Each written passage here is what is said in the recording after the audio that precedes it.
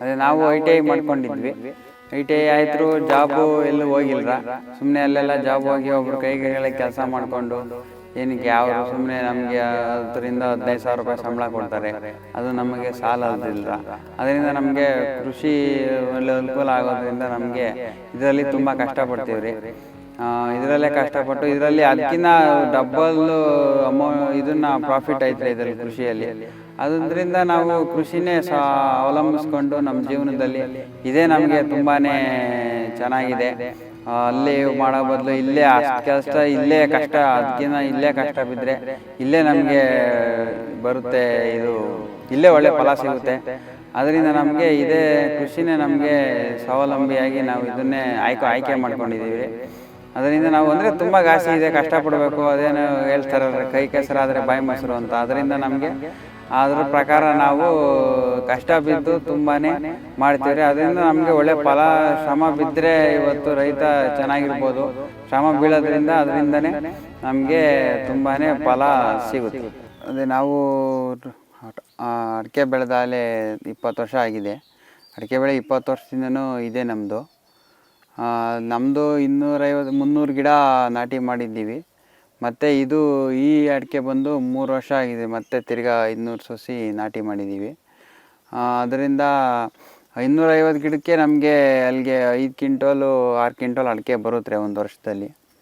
ಅದರಿಂದ ನಮಗೆ ತುಂಬ 1 ಕ್ವಿಂಟೋಲ್ ಬಂದು 30,000-40,000 ರೂಪಾಯಿ ಕ್ವಿಂಟೋಲ್ ಹೋಗ್ತಾಯಿದೆ. ಅದರಿಂದ ಅಡಿಕೆ ಬೆಳೆಯಲು ತುಂಬಾ ಇದಿದೆ. ಅದರಿಂದ ಅಡಿಕೆ ಬೆಳೆ ಒಳ್ಳೆ ಬೆಳೆಯಾಗಿದೆ. ಕೃಷಿಕರಿಗೆ, ಬೆಳೆಯೋರಿಗೆ ಅಡಿಕೆ ಬೆಳೆನೂ ಕೂಡ ಒಂದು ಒಳ್ಳೆ ಬೆಳೆಯಾಗಿ ನಮಗೆ ಬಂದಿದೆ.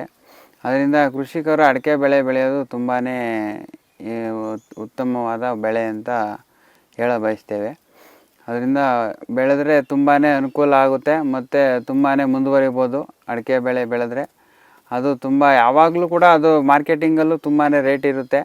ಅದು ಅಂತ ಇದೇನು ಇಳಿಯಲ್ಲ. ನಮ್ಮ ರೈತರು ಯಾರು ಅದನ್ನು ಕಂಡಮ್ ಏನು ಮಾಡೋಂಗಿಲ್ಲ. ಅದರಿಂದ ಅದು ಅಡಿಕೆ ಬೆಳೆ ಕಮ್ಮಿ ಅಂದರೆ 30,000-40,000 ರೂಪಾಯಿ ಇದ್ದೇ ಇರುತ್ತೆ ಕ್ವಿಂಟೋಲು. ಅಡಿಕೆ ಬೆಳೆ ಬೆಳೆಯೋಕ್ಕೆ ಸ್ವಲ್ಪ 5 ವರ್ಷವರೆಗೂ ಕಾಪಾಡಬೇಕು ಅವನ್ನ.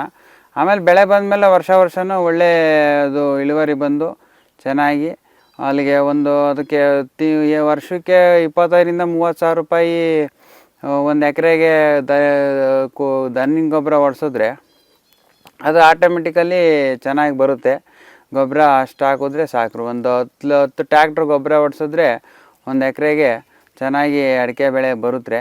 ಒಂದು ಎಕರೆಗೆ 10-15 ಕ್ವಿಂಟಲ್ ಅಡಿಕೆ ಇದು ಮಾಡ್ಬೋದು. ಅದರಿಂದ ಅಡಿಕೆ ಬೆಳೆಯಲ್ಲಿ ತುಂಬಾ ಇದಿದೆ.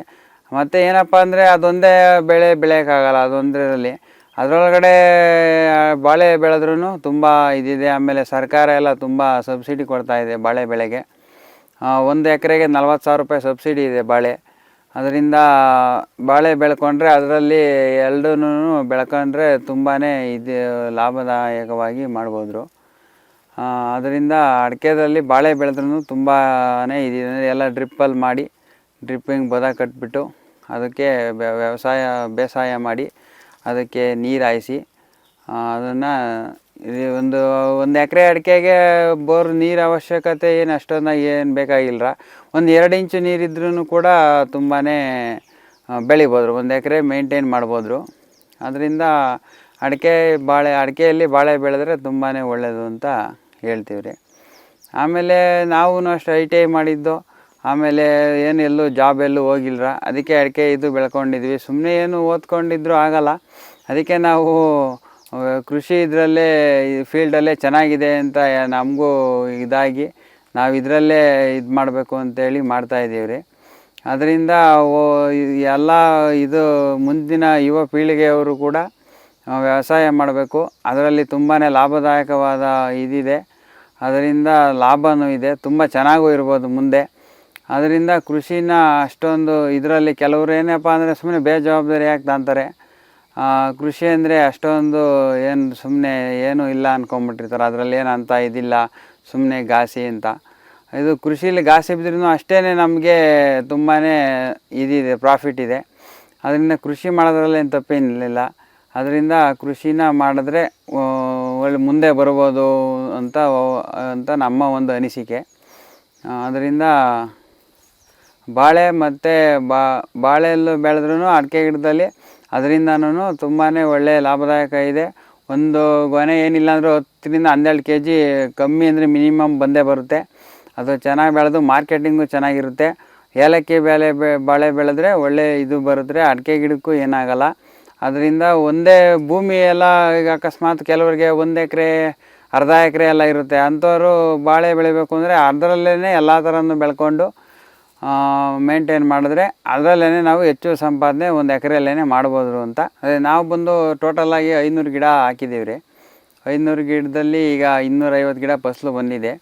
ಇದು ಇನ್ನು 250 ಗಿಡ ಅದು ಫಸಲು ಮೊನ್ನೆ ಒಂದು 3 ವರ್ಷದಿಂದ ಹಾಕಿದ್ದೀವಿ ರೀ. ಇದು ಅದರಲ್ಲಿ ಬಾಳೆನೂ ಬೆಳೆದಿದ್ದೀವಿ. ಅದು ಬಾಳೆ 8 ಅಡಿ ಗ್ಯಾಪಲ್ಲಿ ನಾವು ಅಡಿಕೆ ಮರ ನಾಟಿ ಮಾಡಿದ್ದೀವಿ. ಅದ್ರ ಸೆಂಟ್ರಲ್ಲಿ ಬಾಳೆ ಬೆಳೆದಿದ್ದೀವಿ ರೀ. ಅಂದರೆ ಅದ್ರ ಅಡಿಕೆ ಮರ 8 ಅಡಿ ಪ್ಲಸ್ಸು ಸೆಂಟ್ರ್ ಮಧ್ಯೆ ಗ್ಯಾಪ್ ಬರುತ್ತಲ್ಲ, ಅದರಲ್ಲಿ ಆ ಗ್ಯಾಪಲ್ಲಿ ಬಾಳೆ ಹಾಕಿದ್ದೀವಿ ರೀ.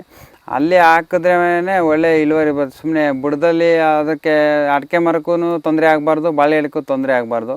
ಕರೆಕ್ಟು 2 ಅಡಿಕೆ ಗಿಡ ಏನಿರುತ್ತೆ 8 ಅಡಿ ಅದರ ಸೆಂಟ್ರಲ್ಲಿ ಹಾಕಿದ್ರೆ ತುಂಬಾ ಅದು ಚೆನ್ನಾಗಿ ಇಳುವರಿ ಬರೋಕ್ಕೆ ಉಪಯುಕ್ತವಾಗುತ್ತದೆ.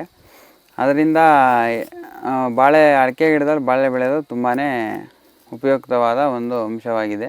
ಕೃಷಿಕರು ಯಾವುದೇ ರೀತಿ ತೊಂದರೆ ಇಲ್ಲದೆ ಅಡಿಕೆ ಗಿಡದಲ್ಲಿ ಬಾಳೆ ಗಿಡ ಬೆಳೆದ್ರೂ ಒಳ್ಳೆಯ ಲಾಭದಾಯಕವಾಗಿ ಇದನ್ನು ಮಾಡ್ಬೋದು. ಅದೇ ನಾವು ITI ಮಾಡ್ಕೊಂಡಿದ್ವಿ. ITI ಆಯ್ತು, ಜಾಬು ಎಲ್ಲೂ ಹೋಗಿಲ್ಲರ, ಸುಮ್ಮನೆ ಅಲ್ಲೆಲ್ಲ ಜಾಬ್ ಹೋಗಿ ಒಬ್ರು ಕೈಗಳಿಗೆ ಕೆಲಸ ಮಾಡಿಕೊಂಡು ಏನಕ್ಕೆ ಅವರು ಸುಮ್ಮನೆ ನಮಗೆ 10,000-15,000 ರೂಪಾಯಿ ಸಂಬಳ ಕೊಡ್ತಾರೆ, ಅದು ನಮಗೆ ಸಾಲದಿಲ್ಲರ. ಅದರಿಂದ ನಮಗೆ ಕೃಷಿ ಒಳ್ಳೆ ಅನುಕೂಲ ಆಗೋದ್ರಿಂದ ನಮಗೆ ಇದರಲ್ಲಿ ತುಂಬ ಕಷ್ಟಪಡ್ತೀವಿ ರೀ. ಇದರಲ್ಲೇ ಕಷ್ಟಪಟ್ಟು ಇದರಲ್ಲಿ ಅದಕ್ಕಿಂತ ಡಬ್ಬಲ್ಲು ಇದನ್ನು ಪ್ರಾಫಿಟ್ ಐತೆ ರೀ ಇದರಲ್ಲಿ ಕೃಷಿಯಲ್ಲಿ. ಅದರಿಂದ ನಾವು ಕೃಷಿನೇ ಅವಲಂಬಿಸ್ಕೊಂಡು ನಮ್ಮ ಜೀವನದಲ್ಲಿ ಇದೇ ನಮಗೆ ತುಂಬಾ ಚೆನ್ನಾಗಿದೆ. ಅಲ್ಲಿ ಮಾಡೋ ಬದಲು ಇಲ್ಲೇ ಅಷ್ಟು ಇಲ್ಲೇ ಕಷ್ಟ, ಅದಕ್ಕಿಂತ ಇಲ್ಲೇ ಕಷ್ಟ ಬಿದ್ದರೆ ಇಲ್ಲೇ ನಮಗೆ ಬರುತ್ತೆ, ಇದು ಇಲ್ಲೇ ಒಳ್ಳೆ ಫಲ ಸಿಗುತ್ತೆ. ಅದರಿಂದ ನಮಗೆ ಇದೇ ಕೃಷಿನೇ ನಮಗೆ ಸ್ವಾವಲಂಬಿಯಾಗಿ ನಾವು ಇದನ್ನೇ ಆಯ್ಕೆ ಮಾಡ್ಕೊಂಡಿದ್ದೀವಿ ರೀ. ಅದರಿಂದ ನಾವು ಅಂದರೆ ತುಂಬ ಘಾಸಿ ಇದೆ, ಕಷ್ಟಪಡಬೇಕು. ಅದೇನು ಹೇಳ್ತಾರಲ್ಲ, ಕೈ ಕೆಸರಾದರೆ ಬಾಯಿ ಮೊಸರು ಅಂತ. ಅದರಿಂದ ನಮಗೆ ಅದ್ರ ಪ್ರಕಾರ ನಾವು ಕಷ್ಟ ಬಿದ್ದು ತುಂಬಾ ಮಾಡ್ತೀವಿ ರೀ. ಅದರಿಂದ ನಮಗೆ ಒಳ್ಳೆ ಫಲ, ಶ್ರಮ ಬಿದ್ದರೆ ಇವತ್ತು ರೈತ ಚೆನ್ನಾಗಿರ್ಬೋದು. ಶ್ರಮ ಬೀಳೋದ್ರಿಂದ ಅದರಿಂದನೇ ನಮಗೆ ತುಂಬಾ ಫಲ ಸಿಗುತ್ತೆ.